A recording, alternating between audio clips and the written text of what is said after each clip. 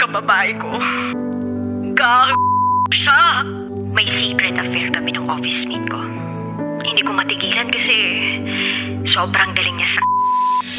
Rocky's Secret Files. Secret Files. It's the kind of bleep you never knew existed. Kunwari inosente, pero boy naman pala. Rocky's Secret Files. Secret Files.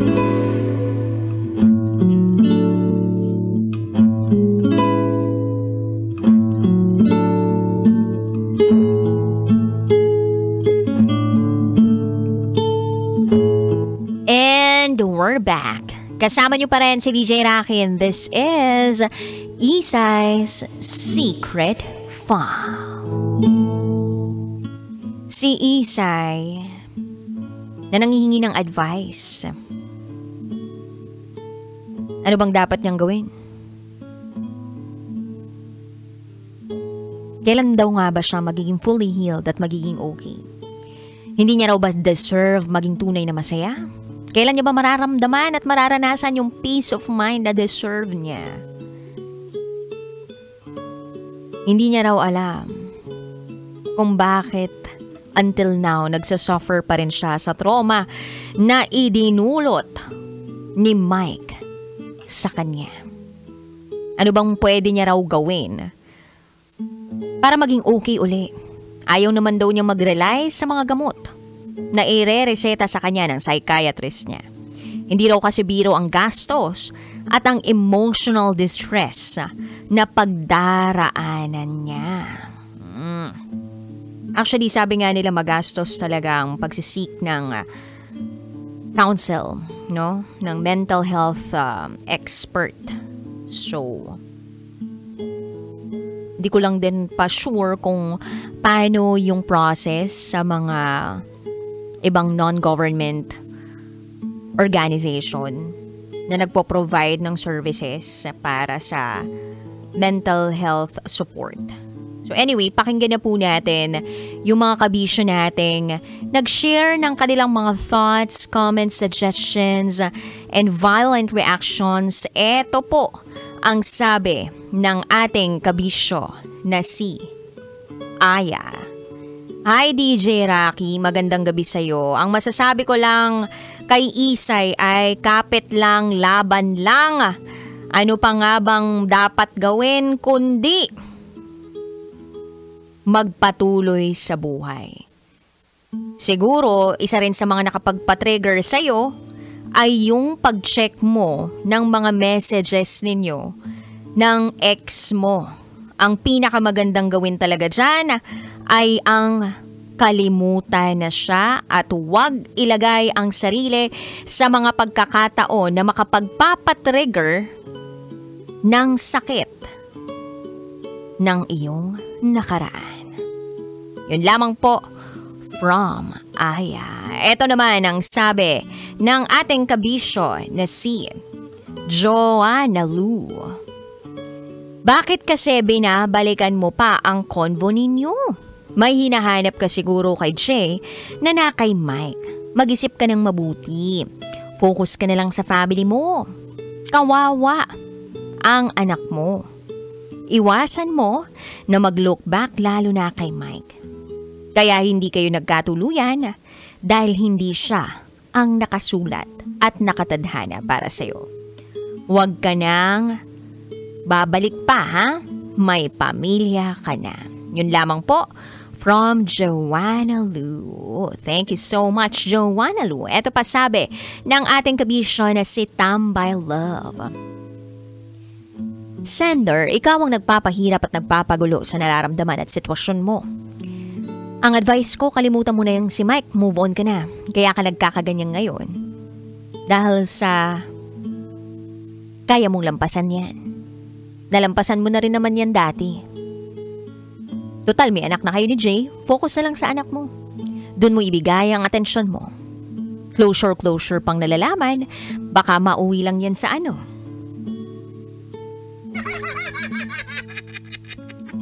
Move on na, sender. Yun lamang po ang Happy Tuesday. Ingat po from Tambay Love. Actually, yung iba nakikipag-closure, gusto lang last last hug, last kiss. Pwede bang last hug? O, diba may last hug? Tapos kapag nakapag-last kiss, ano yung sunod nun? Last? Anuhan? Charot with harot. Eto pa sabi ng ating kabisyo na si Russell. Kahit sabihin wala na kay ni Mike, yung tindi ng sakit na ibinigay niya sa'yo nandyan pa rin. Hindi kasi mawawala yan in an instant na parang magic. May process yan para mawala ang sakit. Much better na mag-seek ka pa rin ng help sa mga magulang mo, sabihin ang pinagdaraanan mo para makatulong sila sa mga nararamdaman mo ngayon. O nga no, sino pa kaya yung mga nakakaalam dun sa nararamdaman ng ating sender? Yung kinakasama niya lang ba na si Jay? O meron pa siyang mga closest friends na nakakaalam dun sa kanyang pinagdaraanan? Kasi napakalaga po ng support system. Ito naman sabi ni River. I think sender, mag-focus ka na lang kay Jay at sa anak mo. Huwag ka na makipag-closure kay Mike. Alam ko na yan eh. Pero nasa state ka ng mental capacity mo because of him. Mahirap pagalingin o palipasin ng mga past traumas. Pero one thing is for sure, wala ka nang asahan sa kanya. Try to focus on what you have right now. And if you keep moving forward without thinking about him, kayang-kaya yan. Medyo mahirap lang pero hindi imposible. Darating din ang panahong wala na siya sa buhay mo. Hindi mo nga siya binlock eh, pero this time kailangan mo siyang iwasan. No rewind, no restart, no erase. Pagkakaintindi ko, DJ Rocky, nakilala niyang dragon, umalis siyang dragon. Ang sabi niya, I met him at my worst. And he left me at my worst. Yun. Ito naman, sabi ni Gab. Kalimutan mo na ang pangyayaring hindi maganda sa'yo. Umusad sa kasalukuyan, gumawa ng kabutihan, mahalin ang sarili at ang bagong kinakasama. Gumawa ng bagay na makapagpapasaya sa inyong dalawa. Tulad na lamang ng pakikipaglabing-labing, magpunta sa ibang bansa, maglakbay. Taray na naman ka. Gab, ano ba tong suggestion mo? Okay. Lagi lang nating isipin na hindi naman lagi masaya sa buhay. May pagsubok na darating, pero kapag magkasama ninyong lalampasan yan, ay maging successful kayo. Maraming regalo ang Panginoon sa atin. Ang kailangan lang natin gawin ay tingnan maigi ang mga biyayang ito. Dasal lang at malalampasan nyo rin yan. Yung lamang po, DJ Rocky, maraming salamat. Ikaw ang pinakamaganda sa aking puso't isipan. Uy, salamat! Gab. Ito pa sabi ni Robert, hayaan mo na yon, kalimutan mo na yon, gawin mo na lang mga bagay na magpapasaya sa'yo. Malay mo sa ginawa mo, dun mo na makilala ang para sa'yo. Tuloy-tuloy lang sa buhay. Nakilala niya na nga si Jay na nga yun. Ito pa sabi ni Jovert, shoutout po DJ Rocky sa mga taga Bulacan, Bulacan Overdrive Grab drivers na nakikinig ngayon. At least hindi sila katulad ni Mike. Salamat Jobert ha. Huwag kayo tumulad kay Mike na bigla-bigla na lang nang iiwan na nung nakaranas ng paghihirap. Ito pa sabi ni Jaime. Mahirap kalaban ng pag-iisip. Magandang magkita at mag-usap kayo para malaman mo kung may mababago sa anxiety mo.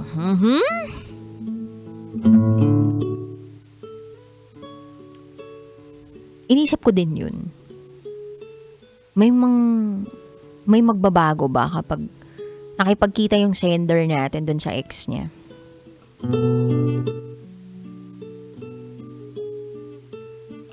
Ano kaya magbabago, no? Kung sakaling makipagkita siya.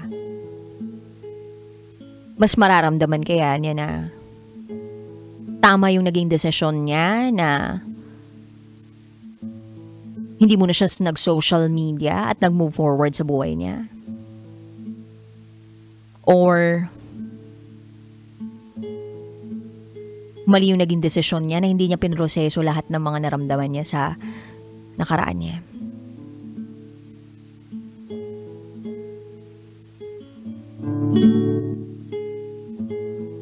Sabi nga ng isang pare na narinig ko nag-preach,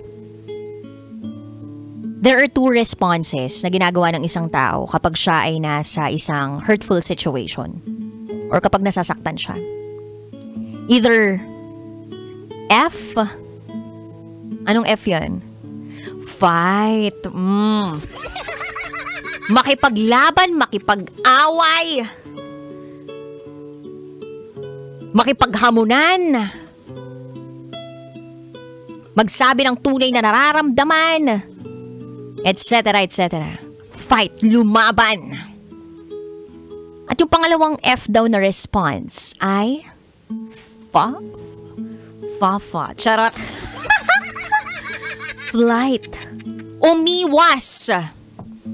Umiwas sa sakit nang sa gayon ay hindi na mas lalong masaktan. Umiwas sa tao. Fight or flight. Those are two responses whenever we are hurt. Yun daw yung tendency natin. Kung i-assess ko yung sender natin sa ginawa niya, parang mix diba? Di naman siya agad nag-flight Nag-fight siya. Nakipag-bargain muna siya. Na baka pwede naman tayo pa rin, Mike. Nagmakaawa siya. Pero final na daw yung sagot ni Mike. And then there she was. At her worst condition. Natagpuan niya si Jay. Si Jay na naging savior niya that moment, hero. Naging safe haven niya. Parang history. She was at the darkest moment of her life nung natagpuan siya ni Mike. And now, si Jay naman ang nasa tabi niya when she was at the darkest state of her life. Hindi ko alam talaga kung ano mga naganap kay Isay, sa'yo Isay, nung bata ka pa, ano ba tong mga trauma responses na to, etc. Masyado malalim And sabi ko nga kanina, bago tayo nag-break, our mind is so complex. May mga bagay na hindi natin ma-explika na only experts can. At yung mga eksperto na ito, napakahalagang tao na to na kahit nga ang mamahal talaga ng bayad sa kanila, kailangan pa rin natin sila. Kasi sila yung may kapasidad, sila yung nakapag-aral, sila yung equipped para mapuntahan natin, maipakita sa atin, o mapuntahan natin yung mga lugar na hindi pa natin napupuntahan dati. Na kung gaano kalawak yung utak natin, sisikapin nila sa pamamagitan ng mga sessions na mapuntahan natin. Through asking questions, through listening. Ang dami papagawa, diba? And sometimes medication is also okay. You need that kind of help. Kaya nga, nagigets ko yung part na, okay, mahal. But that's the only choice Sometimes that's the only choice. Na yun yung kailangan. Kailangan makahanap nun. Pero hindi naman siguro lahat mahal. Again, there are NGOs na nagbibigay ng services for mental health. May Google tayo, may internet tayo kapag nag-oopisina tayo. Pwede tayo mag-search doon.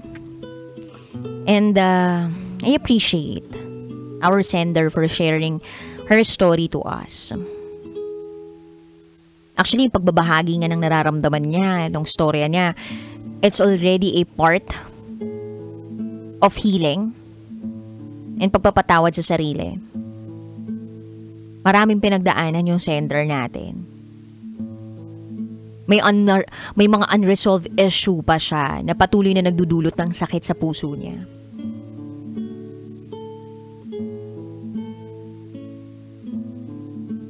Hindi naman kailangan kasing madaliin yung healing process.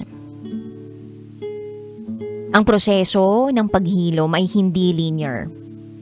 So, hindi lang to straight ha. May mga araw na mas titindi pa yung sakit. May mga araw naman na parang okay lang. And